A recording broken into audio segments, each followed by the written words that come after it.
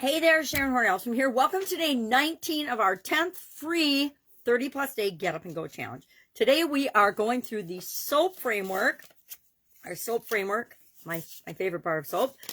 It says relax. It's relaxed soap from the Soap Sisters up in northern Wisconsin, and I just love their soaps. So today we're talking about the physical area and aspect of our life. Remember, we've got this nice little graphic: physical, mental, emotional, spiritual, financial, relationships, contribution, communication, and confidence as the 9 areas and aspects of our life that we can look at and break down and discuss. Because if we say and we try to look at our life as a whole, it entails a lot, right? Like, even when I look at these 9 areas, this is what it looks like to me. They're all interconnected, right? Everyone impacts the other, some more so than others. Some are more directly connected, some are less so, but they're all interrelated and connected. So one day I was trying to explain this to my 6-year-old granddaughter, and this is the drawing I came up with for her. And so I found it sitting here, and I thought, okay, well, that's a fun one to share in case we think that we can really deal with these things in isolation. Because when we impact one area of our life or make changes in one area of our life, it impacts all the other areas of our life. Usually. So that's why we want to make positive changes all the time. So with respect to our soap framework today, we're going to begin looking at our physical aspect of our life.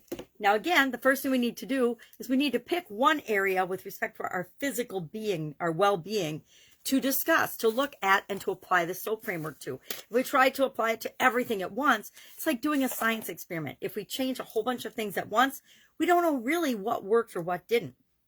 I remember when I first started taking supplements, I started taking a whole bunch of them, and some of them made me sick, but I wasn't sure which ones because I started taking a whole bunch, and I had to back off and take one at a time to figure out which one it was that made me sick. It turns out I have a very low tolerance for iron, so anything with iron in it makes me sick. I had a lack of potassium for a lot of years, and I used to have to drink these potassium packages of stuff 4 times a day. And to this day, I can't stand the taste of Gatorade or any energy with electrolytes and things, and it just makes me gag.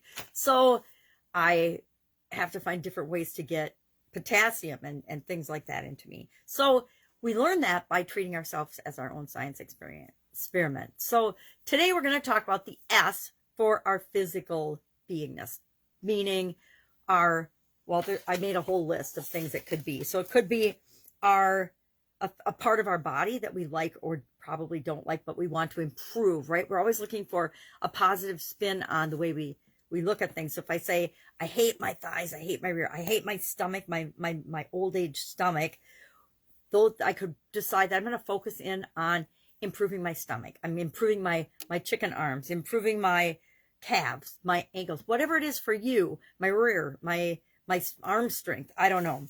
So you can pick a part of your body, or overall physically you want to lose weight or you want to gain weight. I want to lose weight. My mother-in-law wants to gain weight.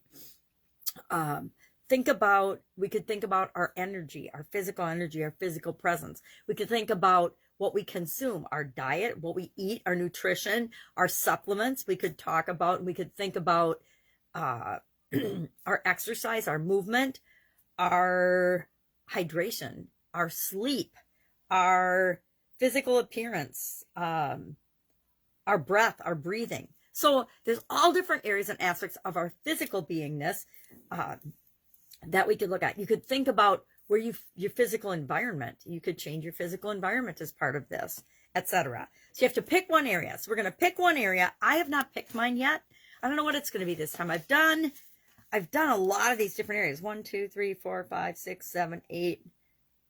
Or I guess well-being, balance. I don't believe in balance, except for physical balance we could do.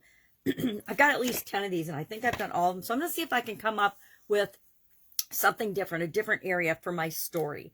Now, PS stands for our physical story. What is the story we're telling ourselves currently about this area or aspect of our physical life, and what do we want it to be? Because, again, that forms the gap that helps us move toward what we want. So we're going to use a tool called the storyboard to identify our current story and identify what we want. Now, this is a fun tool that I learned I think I learned it in high school, actually, and in a marketing advertising course. For sure, I learned it in college and used it in college in a couple of courses. But storyboarding is simply making a picture diagram of our current situation, and then a picture diagram. Usually it's made for in media, for advertising, for storyboarding videos, for storyboarding movies, for telling a story in forms that people can quickly and easily grasp the essence of it.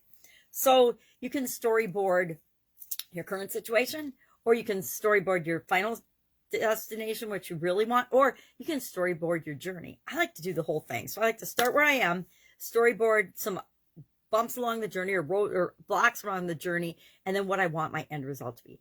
I really need to know where I am now and the end result, and the rest of the stone framework will fill in the balance. So here's an example of this I did for finances in October. This is a little storyboard I drew. And what we do is we just make a short list of where we are now, key things about where we are now, and then key things about where we want to be. And then if we want to make a couple steps along the way, we can, but we can wait until the next steps of the SOAP framework to do that if we want. So, for example, this one, we had storm damage at our house. So I drew a house with the areas of our storm where we had damage. We had damage on the roof. We had damage on the front porch. We had damage on the camper. We had, so that meant we had to get estimates, look into insurance, and then figure out what improvements we want to make. And so for this one, for finances, I wanted to raise $10,000 to contribute towards those repairs.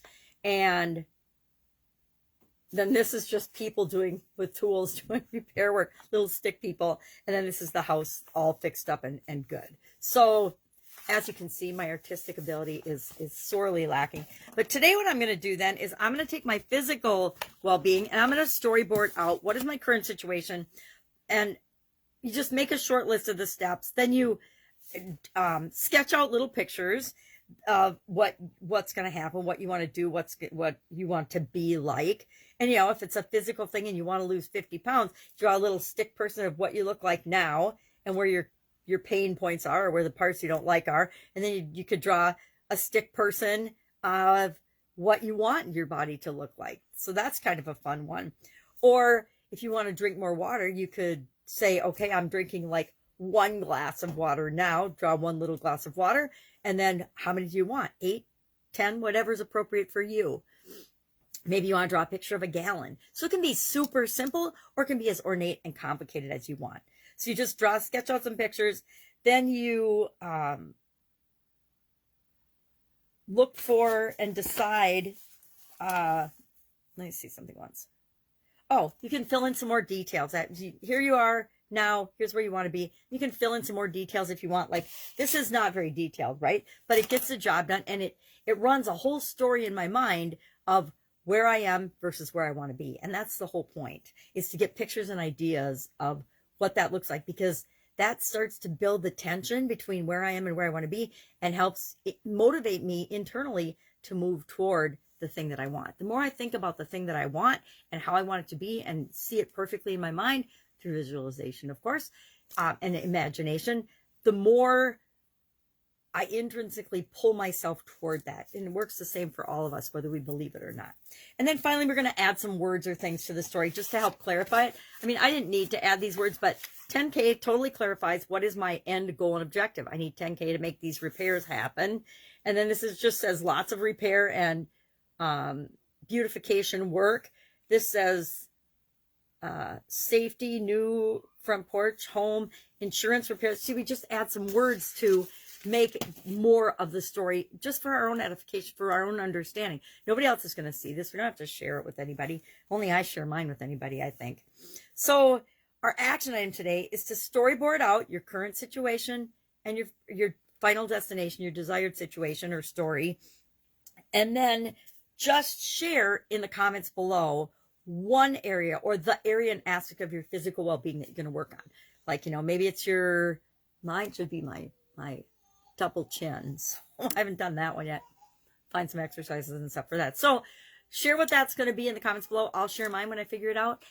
Any questions, hit me up. If you are struggling or need more information about storyboarding, there's a thing called the internet and Google. You can just say Google storyboard and you'll get all kinds of beautiful examples, not like my stick figures, but beautiful examples of it. If you've read books by lots of authors now, but Russell Brunson is my favorite in terms of stick drawings that represent, or graphics that are hand drawn that represent complicated concepts and frameworks. He's got good examples in his books, as well as do Jim Edwards and a whole bunch of other people. They are not the originators of the stick drawing, but they do a good job representing things and storyboarding them out so that we can take complex concepts and see them in a way that our brain remembers. Because guess what? Our brains think in pictures. We don't think in words and symbols. Our brains automatically think in pictures, and we store things as pictures. So let's go ahead and create in the way that gets into our brain the fastest and that our brain understands.